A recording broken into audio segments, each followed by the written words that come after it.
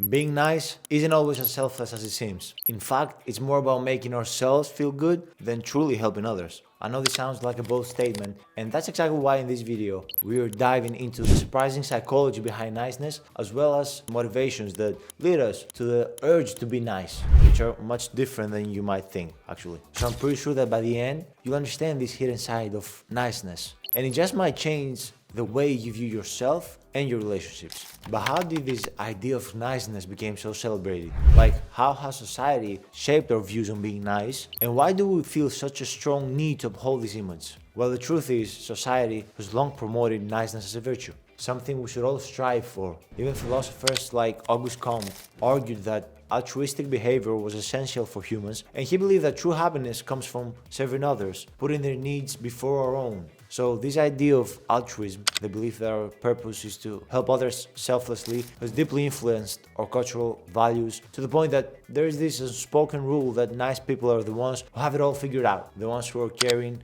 selfless, and above all, well-liked. But here's the thing, being nice isn't always as simple as it seems. Psychologically, much of our niceness is driven by a need for approval. It's as if we were saying, if I'm nice, people will like me, accept me, and I'll avoid any kind of conflict. And this is where people-pleasing comes into play. Now, some might argue that people-pleasing is simply a flaw, a behavior that stems from insecurity or a lack of boundaries. But it's actually much more complex than that. People-pleasing often goes hand in hand with a natural human tendency, our need to connect with others. We're social creatures hardwired to live in groups and build bonds. And it's not just about wanting company. Humans have always needed each other to get by, to survive, to protect each other. We've always worked together, and that shaped how we behave. So our minds have evolved to push us towards behaviors that keep us connected and secure within our social circles. And because of this, many of us go out of our way sometimes to make others happy, even if it means sacrificing our own needs.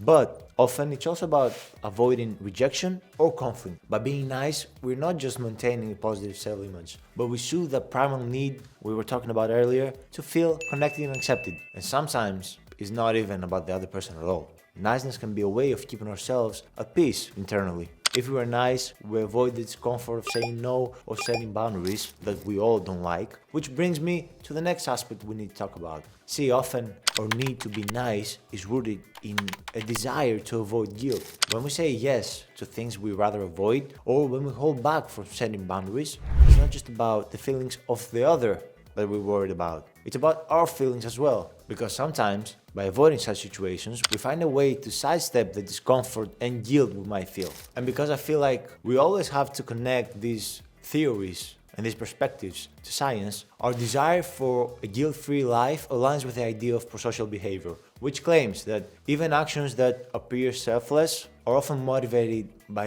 a desire to maintain a positive self-image or avoid personal discomfort. So by being nice, we're not only managing how others perceive us, but also keeping our moral compass aligned with expectations. And let's add to this with a bystander effect, a phenomenon that shows how people often avoid helping in emergencies, not necessarily out of indifference, but out of the urge to dodge responsibility. One of the most famous cases illustrating this is the tragic story of Kitty Genovese. In 1964, Kitty was attacked outside her apartment in New York City, and reports at the time stated that multiple neighbors heard her cries for help but didn't intervene or call the police. Although some details of the case have since been debated, the incident highlighted how people can be paralyzed by a sense of shared responsibility, each bystander waiting for someone else to step in. Psychologists have found that guilt avoidance and self-preservation often play a role in this inaction, as each bystander feels an internal struggle between wanting to help and avoiding the emotional weight of involvement or uninvolvement. I know this word doesn't exist, but I use it for the sake of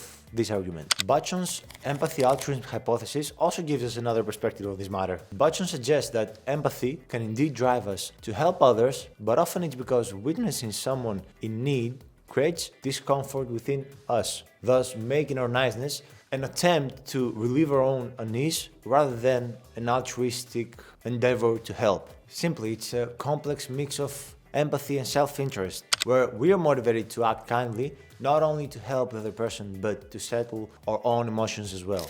Altogether, these theories reveal a complex truth. One single complex truth. Our niceness is often driven by internal need to keep ourselves emotionally comfortable and guilt-free. But this drive for guilt avoidance can lead to unexpected consequences for our well-being and relationships. So what happens when this guilt-driven niceness becomes a pattern? Well, for starters, it can wear us out emotionally. Imagine always putting yourself second, agreeing to things you don't really want to do and saying yes when you mean no. After a while, that constant self-sacrifice isn't just exhausting, it builds resentment and frustration, not just towards the others, but at yourself. Because deep down, you know you're not standing up for your own needs. And then there's the impact that this has on our relationships. When we're driven by guilt, we're not fully showing up as ourselves. Instead of connecting on a real level, we're kind of just playing a role, the role of the nice person who's always agreeable, always accommodating. But relationships built on guilt-driven niceness tend to be pretty shallow, as they lack the realness that comes from honest communication and mutual respect. So instead of meaningful connections, we end up with relationships that feel, well, kind of hollow.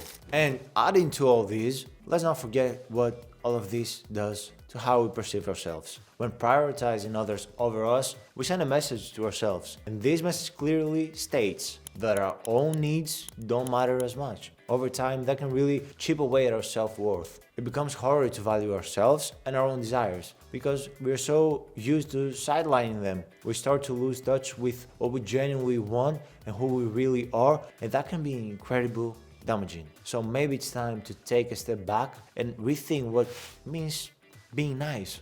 Sure, it feels good at the moment and we should all try to be kind of helpful, but if being nice is driven by guilt, it's not really helping us or the people around us, at least in the long run. There is a way to be kind and caring without sacrificing ourselves. There is a way to find a balance between compassion for others and respect for our own needs. And since you have come this far into the video, you probably want this for yourself. So fill out the form on the link below to have a free introduction call with me regarding working on this issue and getting past it. The call is completely free, so there is nothing to lose on your part. Well, that's all for today. If you like this video, give it a like and subscribe so you won't miss any one of my videos on how to not let anxiety control you, for instance, like the one right here.